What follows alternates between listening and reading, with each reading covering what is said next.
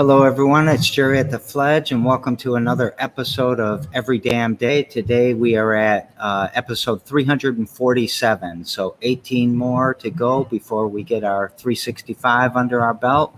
So, thank you, everyone who supported that cause. Also, I'm in the sanctuary of the Fledge here. I'm in my normal seat, and I've got my No Rules shirt on, and that is a nod towards rules are easy. Rules don't take a lot of work. You can just slap them up and then hold people to them. And I don't know, they get fuzzy. They don't get interpreted the same for everybody. So we're kind of anti-rule and really more about values and principles and staying value-centered in the things that we do and the actions that we take. So thank you, Dustin, for making this shirt for me. And then last but not least, just the group from the east side, I'll just say Colleen from the Avenue and helping us get this suicide prevention group going. I don't know when we're going to announce our name, but we came up with a good name last night. So thanks, Colleen, for everything that you do. And then a shout out to my family for our loss today, too. I don't know. I don't even know how to process it yet. So just love you to all the people in my family that are suffering right now and Charlotte's friends. So, all right, let's get to our guest. How you doing today, Rich? Hey, how you doing? Nice having me on, man. Thanks. Appreciate it.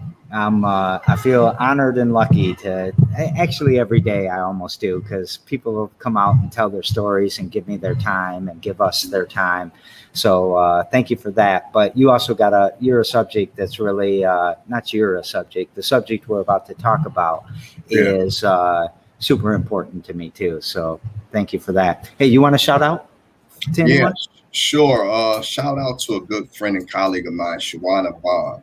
She's the executive director at Silent Cry Inc., which is a New York-based nonprofit that helps women coming out of the carceral state or system-impacted women, helping them find homes, employment, and a road into the advocacy world so that they can help those who don't have a voice. But yeah, definitely good friend and colleague of mine who does a lot of work here in the greater Detroit area. All right. I imagine there's a lot of similarities in the work from state to state. Yeah. Big time. Let's talk about you a little bit, if you don't mind. Where were you born and raised, and anything you want to tell us? I guess you chased an ice cream truck or two. A couple of them. I kicked the ball around when I was a kid once or twice. But so I was born in Grand Rapids, Michigan. Late 70s, I believe I was born. So I'm an 80s kid. So I grew up during that time frame as a youth in the west side of Michigan in Grand Rapids. Born to a biracial couple. My mother was Caucasian, my father's black.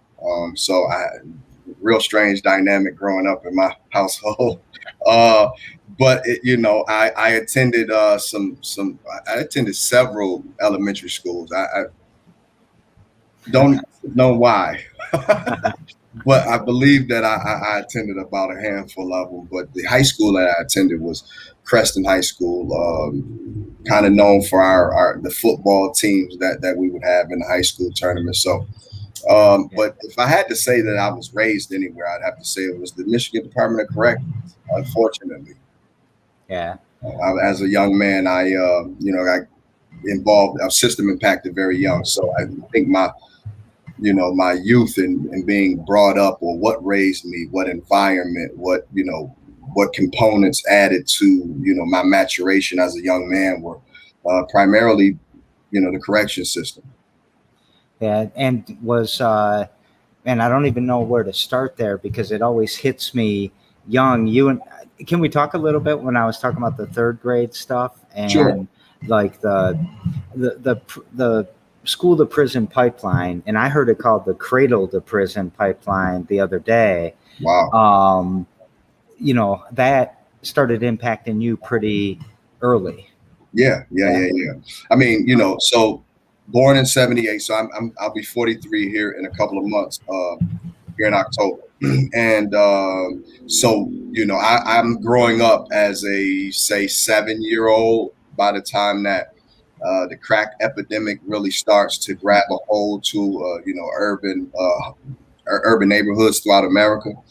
And the policies that were instituted, let's say back in the Reagan administration, so the Anti-Drug Abuse Act, that policy in particular, criminalized drug abuse, essentially. But it was a direct response to what the black market was offering for impoverished communities to survive, and I don't say offered as though it was a job or anything to that nature. I have somebody at my door right now, Jerry. I don't know who it is. Can I be excused for a moment to address? Of course you can. Thank you. You can. So let's see. I'm got to think of a story that'll get him back here in time, but not take too long. I'm going to say while he's off air, I think a good start to learn more about what we're about to talk about would be the documentary 13th. I think it's a good summary. You can dive deeper from there into some of the other stories and some of the other, I guess, data that's there. But if you get a chance to watch 13th, I think it's still on Netflix. You can probably just Google it and find someplace to watch it online. I think that's a really good start. And Rich was telling me before the show that he wears about 8 hats right now. So someone coming to his door, it's probably someone he's about to try to help or needs his help. So we can definitely excuse him. Any comments out there? Anyone want to ask me a question or anything like that? So, hey, Rich, you're back now. The crowd helped me out. Did you buy some Girl Scout cookies? No, actually, that was the police. No shit. They were looking for the tenant in another part of the building, so they were knocking on doors to see whether or not I knew who the other resident was. So yeah, I guess good stuff for them. But where were we at? Do you need a breath? Oh no, I'm good. All right. Well, I was we were kind of starting to talk about I said the cradle to prison pipeline and all of that. And then while you were gone, I mentioned, I think the documentary 13th is a good place for people to start because it's kind of a big overview, and then you can dive down. I can't remember that kid from Rikers Island. Rikers Island. Rikers Island. I knew I said that. Corey something or another from the Central Park 5. Is that? I was thinking of the other. The young man who committed suicide. Yeah, he was in there 3 years without a trial. Sure. Yeah. But anyways, your story is why we're here too. Those, there's a lot of policies throughout, history here in America that I will say that extend even back to, after the World War II and the institutions of the GI Bills and Section 8 welfare for those families of folks who were away fighting in the war. As I remark on this to a lot of African American folks, especially historians of public policy, that the large in part the African American community in America is democratic, philosophically. But I've never understood it because Democrats were slaveholders and they were the individuals who were trying to keep folks enslaved, right? And not until the 60s did we see a shift in that, where they started to, pander to the Black community for issues that were acute or specific to the African American, demographic. So as we, walked out of the 60s, in the latter part of the 70s, there were a lot of policies in place that affected us adversely. And, the crack epidemic in America was I would like to characterize it as the culmination of bad policy and bad social policy for one, but bad, overall policy in America. And excuse me, one of the things that I'm reminded of in this moment is in the mid portion of the 80s, like 86, 80, 86-ish. States in America started to change their court rule policy. Here in Michigan, the Michigan court rule shifted to add this component that allowed for prosecutors to automatically charge a juvenile defendant if he or she committed, let's say, a particular list of enumerated offenses. That individual will be automatically charged as an adult and tried in an adult system, possibly sentenced to an adult prison. And it's almost as if there were no more folks to lock up but the children.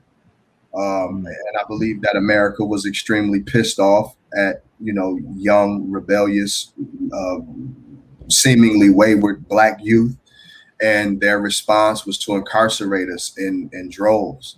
And nationally, we're well over 2 million people incarcerated at, a 60+% tile for African-American men and women. There's a lot of issues with, the historical context of how we get to a place where mass incarceration is kind of the industry of America, if you will. Yeah. And it's, it's an embarrassment compared to the rest of the world. Mm-hmm. It's an embarrassment when, like the prosecutor in Lansing just said, she's not going to just automatically tap on a felony firearm charge for if you had a gun in the car or whatever when you did something else. And I think that's a step in the right direction. But the fact that, it's just things have been piled on, kind of automatic sentencing, I think, too, became a problem, like minimums and stuff. Well, what we saw was, after the Reagan administration and the policies instituted there, which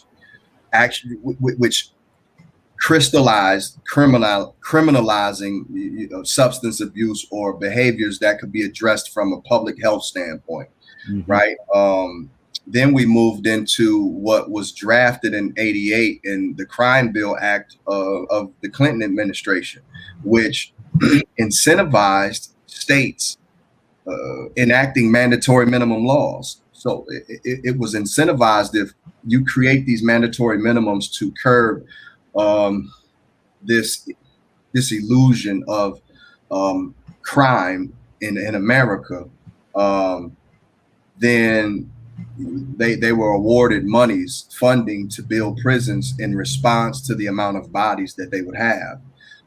Going back to one of your points very early on about the school to prison pipeline, when you're looking at the reading level of adolescent children to determine whether or not those folks will have a working reading level by the time they're of employment age. And you can determine that these individuals will not have the requisite reading skills to either fill out an application, get online to the emerging world of the internet and apply for a job, nor having the education of the skill set to be qualified for most good, well-paying positions, then very well how many prison houses you need to build, because crime is correlated to the lack of resources. And if there are folks who can achieve those resources based on an adverse education system, an adverse employment, housing, social system, then, there was only one response to say, get ready for the influx of folks that you're going to have in your, carceral institutions, similar to Reconstruction, if you will. Mm.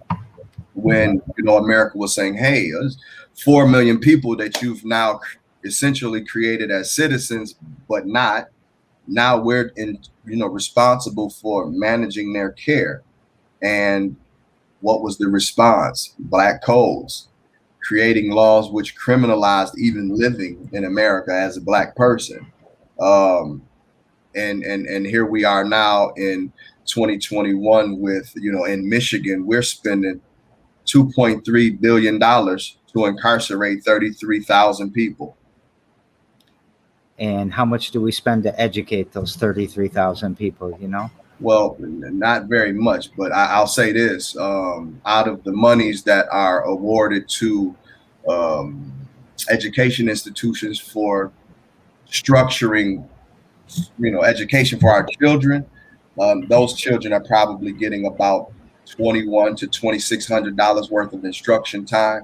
So we're spending a ton of money on incarcerating folks who have either statistically aged out of crime or are there for entirely too long because of a particular crime, or have been continued on in an institution based on adverse parole systems, if you will.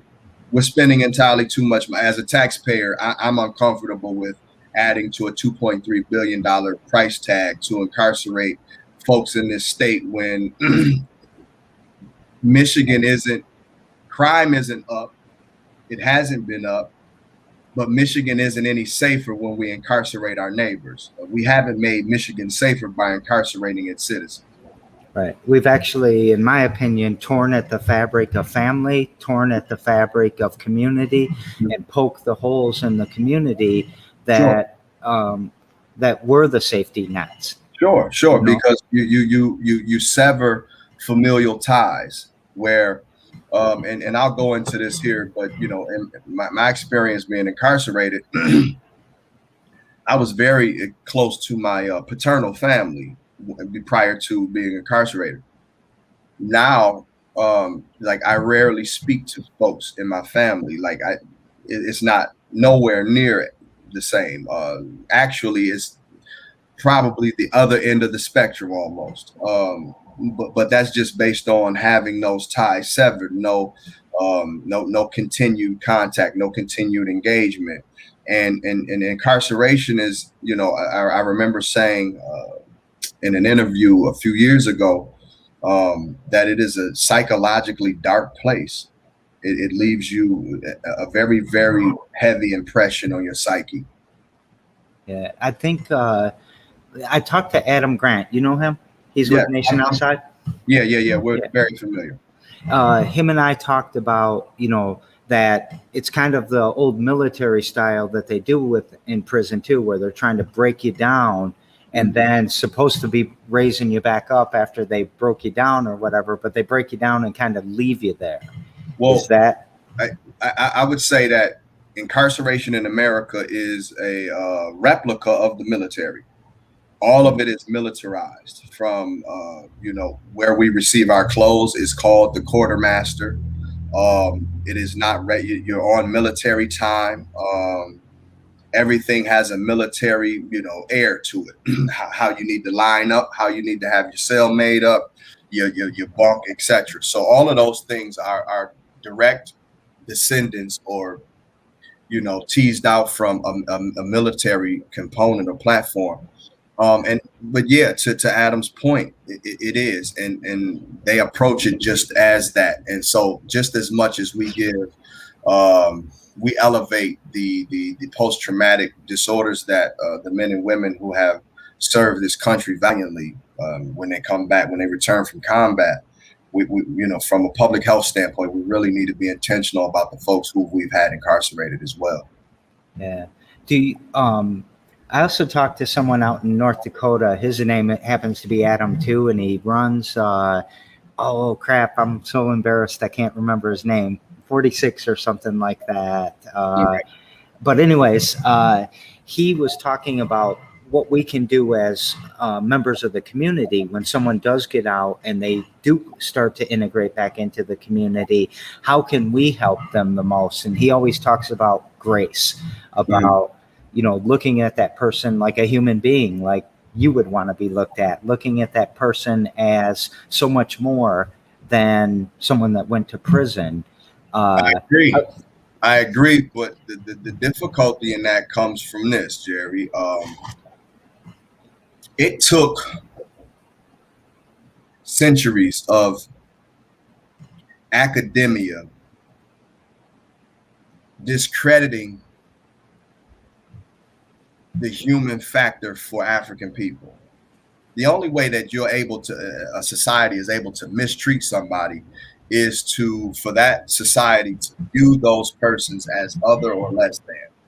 And academia did that large in part with phrenology, talking about the size of, the brain, the skull cavity, what our frontal lobe look, what African frontal lobes look like. All of that fed or perpetuated this, what has now become this westernized philosophy that, in those times that African people were less than human, so they were mistreated. That scarlet letter is the same as a felony conviction in America. The felony conviction, I believe, I would put it on par with the branding of slaves on plantations. It is the same thing that a branding would do to a runaway slave. Wherever he went, he or she was known as a runaway and would be captured immediately. They would be ostracized from communities because they know that this person is a troublemaker. The felony conviction is the same scarlet letter. And how does that present itself, though? Like on the checkbox of the application of? Oh, I mean, that's just one place. Sure, I'll give you anecdotal evidence of it. Yes, please. 2 years. So I've been out of prison now for just about 4 years.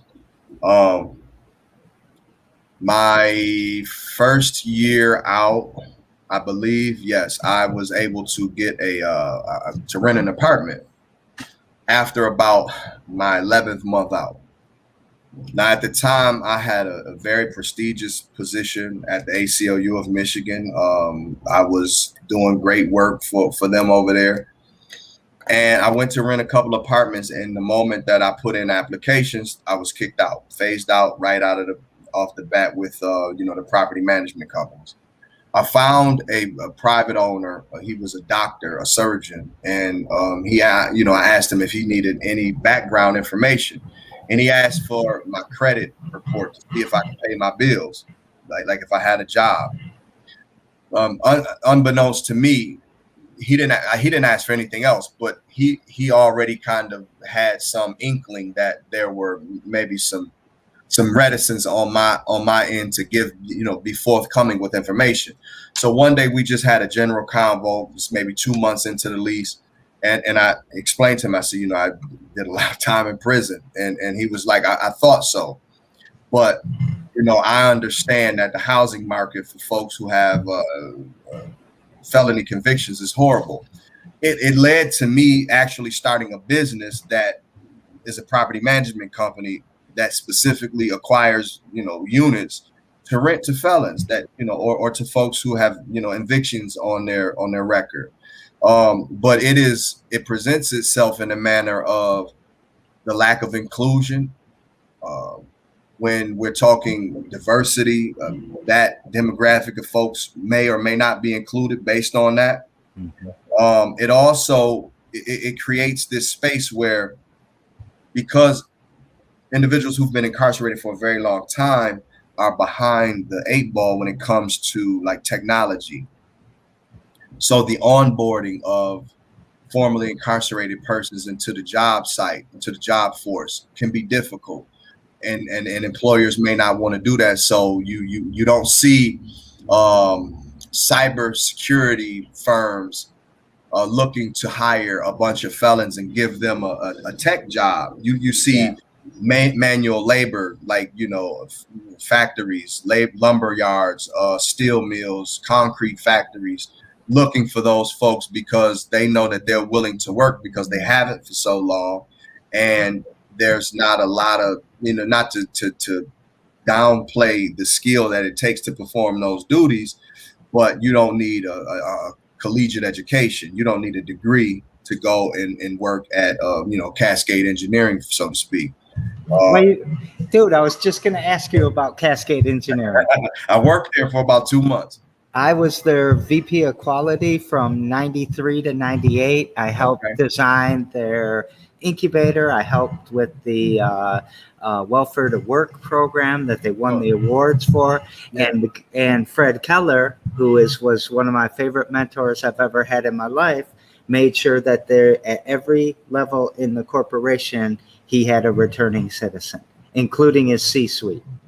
right? I think that Cascade Engineering has been the beacon in that regard. For West Michigan for sure. I haven't seen any other company as intentional about that. I mean, prior to my release, there was a job fair inside the correctional facility. And, Cascade Engineering was at one of the cornerstone organizers for it. Yeah. And a good friend of mine is ingratiated there. So yeah, as soon as the moment I was out, I was working at Cascade Engineering for a while. That back-breaking work though, Jerry. Was it? Were you doing assembly or Yes, moving carts? assembly. I was on trash cans. So That's doing what I was saying. Yeah, carts. Ooh, my goodness. I don't think people understand. This was probably, when you worked there, it was probably the second biggest press in the world. And a 200-pound shot goes into making that cart and pulling them off there and getting them to the right spot and putting the wheels. I did that job. I did that job for 1 hour. I did not do that.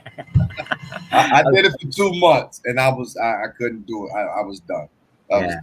But I love Cascade Engineering. I love Fred Keller. His daughter Christina, I think, is the CEO now. Mm-hmm.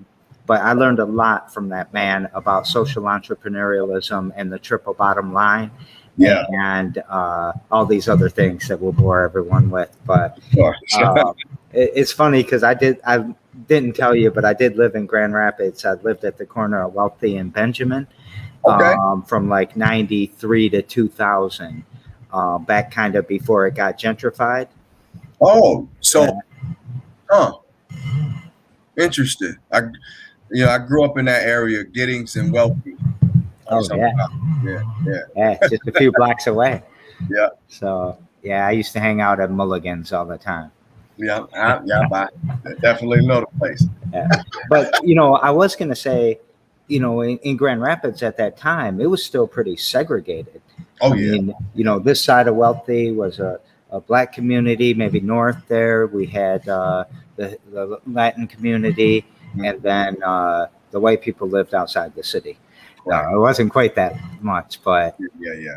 I mean, I still think that the city is largely segregated, but gentrification has changed that some. Mm-hmm. But the inclusion, one of the things I'm always saying to folks is we can change policy through the processes of public policy. But changing the heart and the mind needle with folks is different. You need to change the culture. And, prior to the United States Supreme Court passing same-sex marriage, it had been introduced before. Folks had been trying to get that passed prior to that. But the American culture wasn't ready. It wasn't accepting of that yet. Well, when the cultural needle shifted, that's when we saw the policy shift. And that's one of the things that is necessary, is shifting the culture and inclusion and diversifying communities where, we've seen that diversified communities of antiquity were very successful in integrating with one another. We've done a very poor job at it in the short time that we've been here with each other. Man, I got a million questions for you. Let me clean up a little bit in the comments here. So sure. Regina came back and reminded us it was Khalid. Yes. So thank you for that, Regina. And then, Rena, our good friend, is saying education is key.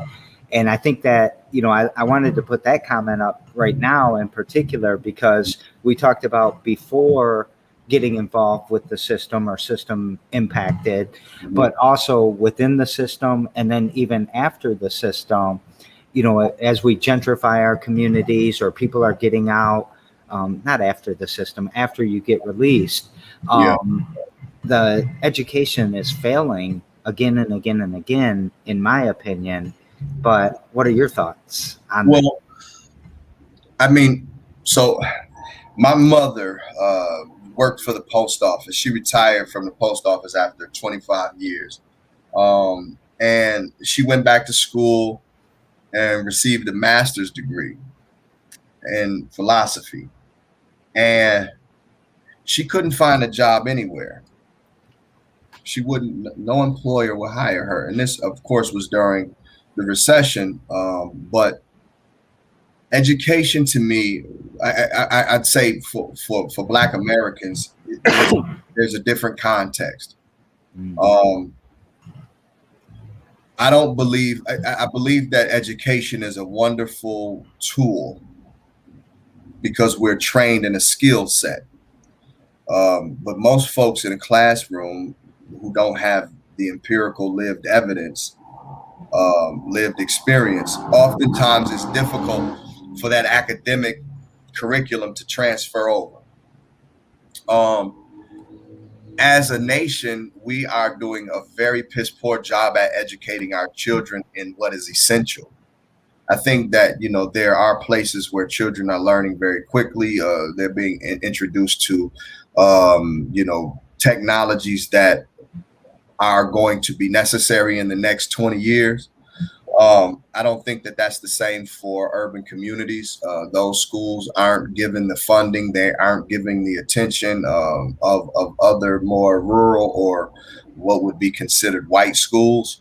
Mm-hmm. So again, it goes back to the overall narrative of how African-American people are viewed in this country, what that cultural narrative is and how we feel about each other, you know, deep down inside. Folks say that, you know, racism, you know, it's 2021. Racism isn't an issue in America. We've had a Black president. We have a Black vice president, you know, et cetera, et cetera. And that's just not true. Right. I mean, those aren't the milestones that we need to get to. Those are symptoms maybe of a little bit of cultural change, but not what you're talking about. No. I want to go, you said empirical lived experience, and I translate that into believable opportunity, right? So I see like junior achievement shows up in an underserved school, and it's you know, a couple white guys in suits saying you can be an accountant too, and those kids are sitting there thinking, I never met anybody who is an accountant in my life, and this it's just not a believable opportunity. How do we do that better? Or the lived experience, how do we get that better? I think so. It goes back to another, you know, anecdotal piece. I'm 14. My best friend and I are having a conversation about. So I was a very young drug dealer in Grand Rapids. I started to sell drugs at about the age of 11. So at 14, I'm pretty ingratiated into the street life. He and I are having a conversation like 8 months prior. We're having this convo about going to prison and how much time we think we can do. It was never a question of if, it was when. The narrative for Black men is that we're going to prison as a rite of passage first and foremost. But we're going to prison because that's where we're supposed to be. And that narrative is a component, it's a variable in the overall story that education, corporate America, politics aren't for us.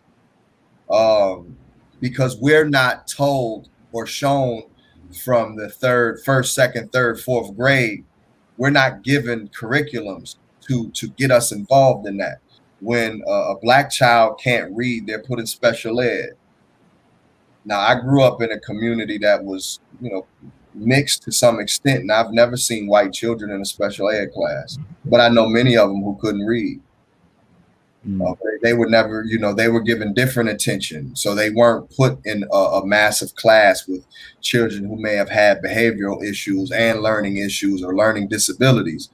They were given tutors. They were given programming. Their parents were introduced into services in the community that our parents, even if they were introduced to it, didn't have the wherewithal because they dropped out of school in the 7th grade to have children. My father, who is originally from Mississippi, dropped out of school in the 5th grade to help pick cotton on a sharecropping farm. So, large in part, he's a functional illiterate. I mean, you can't cheat him out of money, but, Yeah. so he can't work. He can't get on this Zoom, on this call, right? But he can tell you about money. But that's one of the problems, is that, we don't even have the confidence, generally speaking, that we know what we're talking about, that we belong in those spaces, that we need to be in higher education, that, education, large in part, is a system of, it comes from patriarchal views.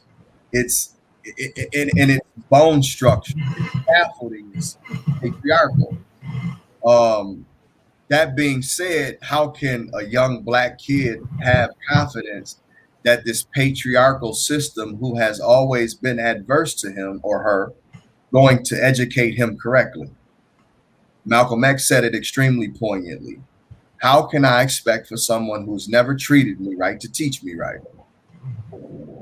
I love this part of the conversation, because it's, you go to that, what you were saying with the prison, and come back a little bit into the school. It also starts to behave that same way. Sit down, shut up, stand up, pledge this, go do this at who does something at 10:23? What the hell? The bell rings and all of that.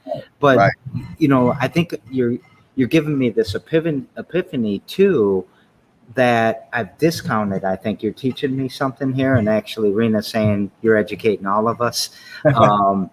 But that branding that was done, the lies that were told about the brain and about the different dehumanizing the Black community, and that sticks its head everywhere. It's in education. It's in the medical delivery system. It's in every system that we have in America. It is the culture. So let's say racism isn't an issue in 2021. Technically speaking, it's not an issue. Well, it's so ingrained in how we operate. So if a Caucasian person tells me they don't see color, you're trying to trick me, because that's not true. It's not true. You have to see it. Unless you're blind. If you're colorblind, then yes, you don't see color. But if you're not, you do, and you've been influenced by color in some capacity. Whether you are a very liberal and accepting, diverse, inclusive person matters not. The culture in America has said so. So whether we even, if we've done it implicitly or not, there's been, in some shape, form, or fashion, the privilege that comes from it is a benefit and is a perpetuator of it. Privilege perpetuates dissension because it continues the dividing line. And until somebody in a privileged position takes a box or stepping stool away from themselves to give it to another person so that they have the same viewpoint, then privilege is doing nothing to fix the issue. Yeah. I think Malcolm X also said that nothing more dangerous than the white liberal. Yeah, that's entirely different conversation, I think. It might be, but it'll lead to several different combos. But to his point,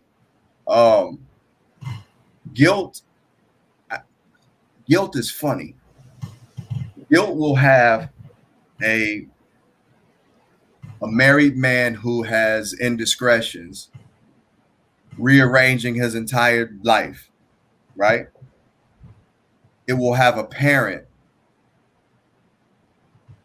going through hell and high water to correct. And what we see is a demographic of that liberal demographic, very, very, very conscientiously trying to correct internal wrongs. And that's not to say that there's, every individual who is non-Black has this disdain for African American people. They don't have to. America has set the stage for African American people to be adversely affected by its systems, because those systems were put into place to adversely affect them. Just real quickly, if the Department of Corrections, or let's just go with Amtrak. I've never studied Amtrak's history. I don't know what company they diversified from. But I do know that most lumber companies, steel mills, concrete companies, train lines stemmed from some plantation that was diversified in the future, that became some other kind of institution. And I don't know how much money I've spent in some company that may have been a slaveholder at some point, right? But is the culture different? I mean, let's say there's a bus company that is a travel company and sends people everywhere. Maybe it diversified from slave trading. I don't know, but let's say it did. Is the culture of slavery still there? Not in our face. Maybe in its policies, its institutions. We're not that far removed from policies and housing that definitively said African American people were not to be sold to. I mean, we're not that far away from that. So to think that our issues are fixed with, President Obama and our current vice president and all of the prestigious positions that African American men and women have fortunately been able to man very well, matters not, because the culture in America says that we are not included in the very fibers of this nation, and that exclusion will adversely affect us continuously, generationally, and that goes to the point of the school to prison pipeline. Generational psychological slavery is worse than immediate real-time slavery. It has a worse impact. You got me all wrapped up now, and I got to go look at everything. I got to look at from my doorbell onward. Right now.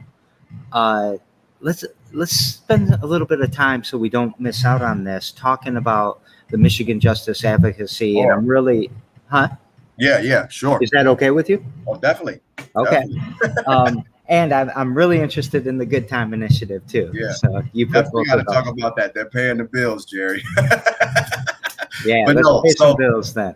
I am currently, out of the many hats that I am trying to balance, the campaign director for Michigan Justice Advocacy.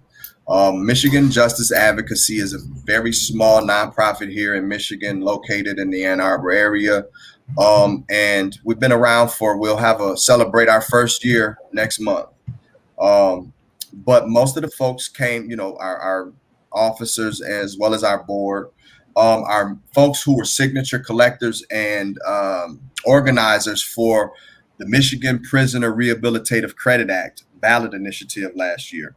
So there was an initiative to get on the ballot a good time policy that would help those folks who are currently incarcerated receive good time credits as an incentive off of their sentence. There were some miscalculations, I believe, or some signatures that there's this extreme threshold in Michigan to achieve to get on the ballot.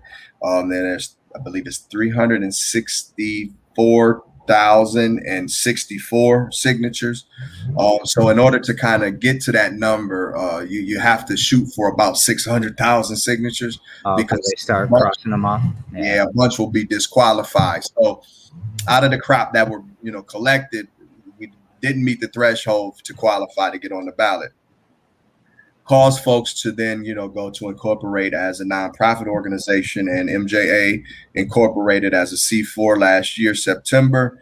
And we started to draft legislation around good time.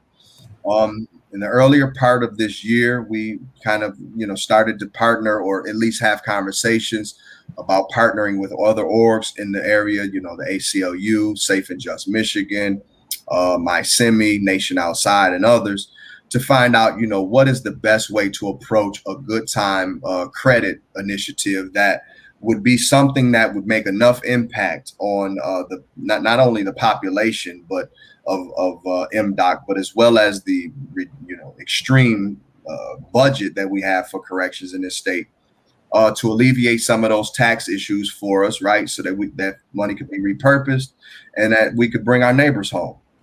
So we got with Senator Jeff Irwin's office and talked to that senator about possible sponsorship of a bill of this nature. And for the next several months going over the summer, we were in conversations with his office drafting what we now have as what will be introduced here in the next couple of months is a piece of legislation that we hope will be, that folks can get behind and we can get passed, that will address the extreme nature of corrections in the state of Michigan.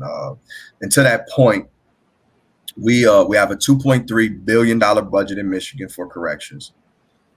We spend about $1.6 billion on running facilities and keeping those facilities secure.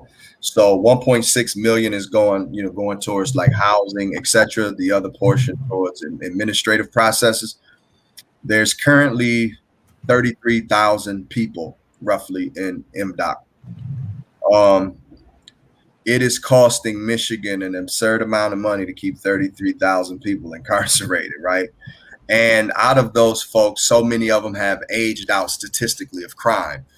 Many of them are beyond their earliest release date, but because of this wonderful, wonderful policy, which was passed in 1998 called Truth in Sentencing, we've had, which is a mandatory sentencing process, which was incentivized by the Crime Bill Act in 94, which was written in 88 by our most recent president. This guy here is responsible, large in part, for mass incarceration in America. Are we saying Biden? Yes. Yeah. Yes, he was the author in 88. He authored that policy that incentivized states to enact mandatory minimum sentencing schemes so that the federal government could give them money to build more prisons. And today in Michigan, a couple of years ago, prior to COVID, we were at about 38,000. MDOC releases on parole on average 6,500, 7,000 folks on parole annually. They have a commitment of about 72 to about 7,600 people. So even though we release about 6,500 on average, we commit about 7,000 on average.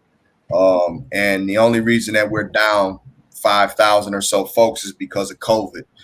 It wasn't that folks were being paroled more. It's that, county jails weren't committing as many people to MDOC as they had the prior 2 years. And we'll have definitive numbers on that after this calendar year. I think that the numbers from COVID will be a little more clear towards the summer. So, man, we didn't really talk about this in prepare, but does that mean that we stopped arresting as many people or stopped keeping them in jail and charging and getting them to prison? So sure, addressing that. In Michigan, there's 83 counties. There's 83 county jails. In those county jails, inmates receive good time. They receive day for day time. I believe, or it may not be day for day, but on parole or probation, it is, right? But the folks who are housed in our county jails who we're going to send to prison are receiving good time. If they've been sentenced to time inside that institution on the county level, the state has said that it is okay to give them good time. But we haven't done it for the folks who are serving upwards of 30, 40, 50 years in prison, right? So this policy, our current asks of the Michigan legislature are that for every 30 days that someone who's housed in MDOC, that he serves or he or she serves without a class 1 misconduct, which is an infraction inside that institution, Yeah. that they receive 30 days off their minimum and maximum sentence. We've also asked that this be applied to every crime class and that nobody be carved out of it, but also that it's retroactively applied to the 33,000 folks who are currently incarcerated. In 1978, Michigan's proposal be passed, and good time was taken out of the Michigan Department of Corrections.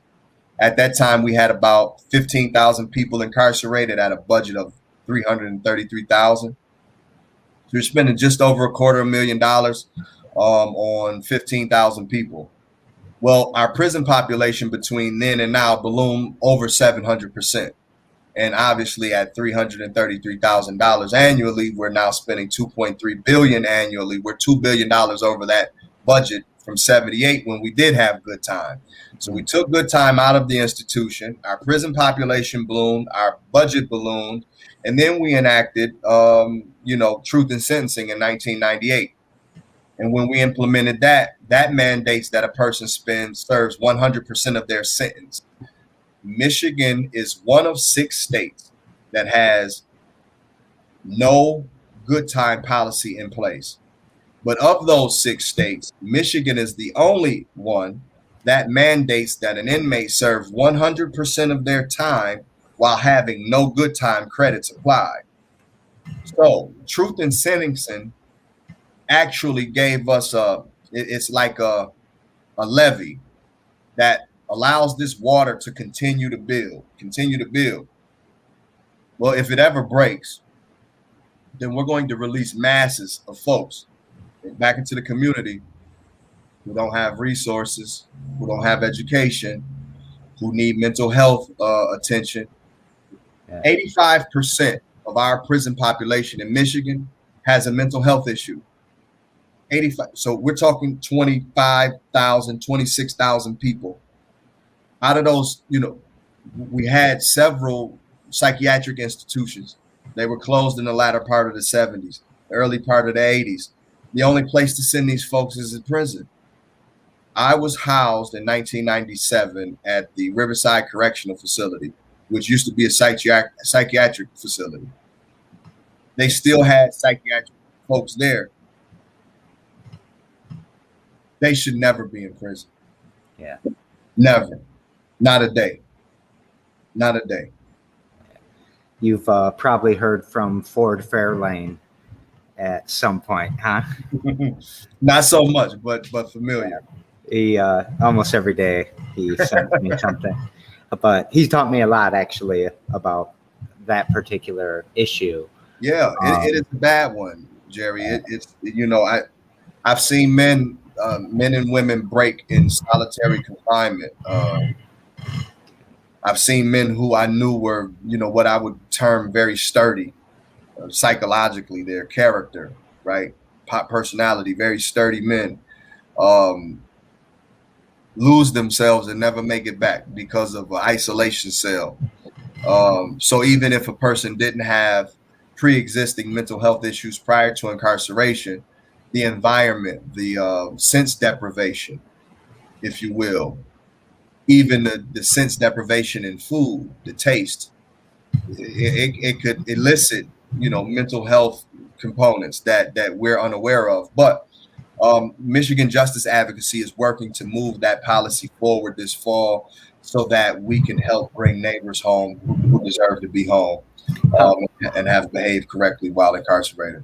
How can we help with that? Like, do we need to be calling our congressman or you can reach out to myjustice.org, and that is mijustice.org, and sign our online petition. We also have a variable on there where you can email your legislator about this issue, but we will be hosting several events over the next several months, virtual as well as in person. And we will be promoting those events to galvanize volunteers. We definitely need a large base of volunteers to make this happen. So if folks in your universe and your attendees, your viewers are interested in volunteering, they can email me directly, Griffin or Rich at myjustice.org, or visit our website at myjustice.org and sign our online petition and sign up for volunteer hours with us directly on our website. All right. You guys need money too? You need donations? Oh yeah. If one thing I do know is money goes into a spreadsheet and it comes off of one, and because we're a young organization, fundraising is definitely difficult. So we're doing things on a shoestring budget. So yeah, if you have viewers that are in the donor related area and have fundraising friends and the like, yes, please contact me at rich@myjustice.org or directly at myjustice.org. And let's set up some time to have conversation and open that potential up. All right. Now, that's one Rich. Rich has 7 more hats. We ain't got time to talk about it, all of them. But you have a nonprofit too. Is that different than? Well, yes, it's different than, and it's very. Or very, you're consulting? I think. Yeah. So I prior to at MJA, I was incarcerated at 16 years old in 1995 in Grand Rapids. I was sentenced to serve 2 life terms as a juvenile. I was released based on the Miller v. Alabama ruling in the United States Supreme Court. So in 17, I was released. And within a few months of my release, I landed a job at the ACLU of Michigan. And I was an organizer for those folks for their Smart Justice campaign. And I attribute a lot of my education to the folks over there, their legislative department, that entire outfit. Like those folks, wonderful people at the ACLU of Michigan, taught me a lot and put me in a position to kind of get out and, spread my wings a little bit. Right. So I started a consulting firm, which I wanted to be specifically geared towards bringing in formerly incarcerated persons to onboard them into advocacy correctly.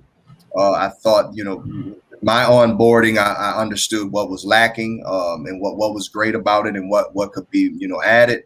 So I created this platform for program associates who are formerly incarcerated people to come in and get acclimated to the advocacy world.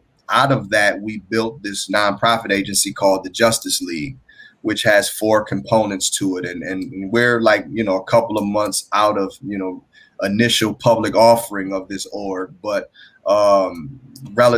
moving relatively quick. But we'll be focused probably on parole and probation issues in Michigan, as well as policing issues here. On top of that, you mentioned Nation Outside. I am the West Michigan coordinator for Nation Outside as well. So I'm doing a lot of voter registration, like jail-based voting, re-entry service provisions over there, a lot of expungement stuff going on in West Michigan. We just recently had a very successful expungement clinic over there over the weekend. Looking to host a couple of more of those throughout the fall, winter time. But we'll be doing primarily jail-based voting, getting into Kent County to see how many folks that are being held pre-trial we can get registered to vote. But outside of that, doing a bunch, in the community as a consultant. I own a couple of businesses in Grand Rapids, so I'm doing landscaping over there. I'm doing some clothing design too, and I'm trying to be at the same time being a single parent and trying to manage my time with my young son, who is often at work with me, and in some podcasts he will make a guest appearance. I would have loved it. I love kids, man. All right, so I only got a few more minutes of your time. Mm-hmm. Do you mind if I rush through the end here? So what do you do every damn day to push your mission forward? I remind myself, Jerry, that I have large family members, large family unit that is still incarcerated, and I'm talking about men and women who I've come to know over the years of my 23 years while being doing time. What moves me forward is the injustices in America. When I wake up every morning and look at myself, I know that I am a Black man living in a country that I have to be exceptional in. And that to me, wow, I'm okay with that motivation. I want to correct that. I think about you going to prison when you were so young, mm-hmm. when, you can't even drive a car properly, you can't vote, you can't do all these things. And personally, I actually think, that was my neighborhood. I loved that neighborhood. I loved it before it was gentrified. It's where I wanted to be in Grand Rapids. Yeah. And I know you and I must have crossed paths at least once, because I was walking all over the place. So, yeah. Definitely. Yeah, it's part of I think it's part of the moxie that it takes to, survive prison. I was asked that question prior, like, how did you survive prison as a 16-year-old for 23 years? And I told this gentleman, I don't know what makes you believe that I did. I didn't survive. The kid that went in had to evolve differently. It wasn't primes and an occasional beer that I was getting in trouble for. So it's just a different environment. So now, when I wake up every day, I have something to motivate me. That fuel is injustice. My guest yesterday, her name is Ida, and she works for the Michigan Cannabis Coalition, or I think that's the right organization, but in that line. She wants to know, how do you find joy? I find a body of water, Gary. I need to get to a lake or a creek or an ocean in some capacity to feel to feel complete, to feel at solace, to find my grounding, so to speak. I'm a Scorpio. I love to be around water. I love water too. It's good we're in Michigan, I guess, as well. Yeah. So tomorrow on the show, I've got Charlotte Burnett. She runs an organization called OT Consulting. What question would you like me to pass on to her? Oh, wow. What's the last book she read and why? What's the last book you read and why? Oh, it was Stamped from the Beginning. It is a book. In fact, I'm looking at it right now, but very, very, very, very informative. If you haven't heard of it, it is this here. All right.